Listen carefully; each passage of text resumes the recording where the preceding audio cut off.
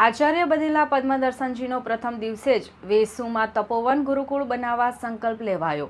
વેસુ મહાવિદેવ ધામમાં પદ્મદર્શન વિજયજી અને પદ્મબોધિ વિજયજી મહારાજની આચાર્ય પદવી પ્રદાન કાર્યક્રમમાં દેશભરના 3000થી વધુ ભક્તોએ હાજરી આપી હતી। જીન શાસનના રાજા એટલે આચાર્ય મહારાજો તીર્થકરની ગેરહાજરીમાં આચાર્યોનું એક છત્રી શાસન ચાલતું હોય છે। પ્રેમ ભુવન ભાનુસુરીજી મહારાજના સમુદાયમાં 2 આચાર્યોનો ઉમેરો થતાં આચાર્યની સંખ્યા હવે 54 થઈ છે। જૈન શાસનના આચાર્યોની પરંપરા છે કે નૂતન આચાર્યોને જૂના આચાર્યો પોતાના આસન ઉપર વિરાજમાન કરી ત્યારબાદ વંદન કરી ઘોષણા કરતા હોય છે કે મારી જેમ હવે નૂતન આચાર્યોનું તમારે જતન કરવાનું છે।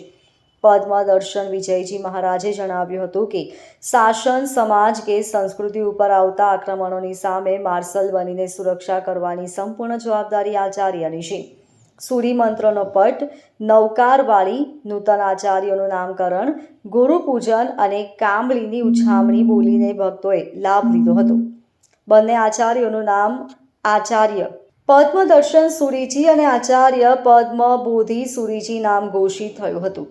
પન્યાસપદમાંથી પદ્મદર્શન સુરીજી બનેલા આચાર્યએ જણાવ્યું હતું કે રાષ્ટ્ર, સંસ્કૃતિ, ધર્મ અને સમાજના સળગતા પ્રશ્નોનું સમાધાન સાધના, આરાધના અને મંત્ર જાપ દ્વારા કરીશ। વેશુમાં જૈનો માટે તપોવન ગુરુકુળ સ્કૂલ બનાવવા માટે સંકલ્પ પદ્મદર્શન સુરીજીએ કર્યો હતો। જૈન શાસનમાં આચાર્યનું પદ ખૂબ જ મહત્વનું ગણાય છે।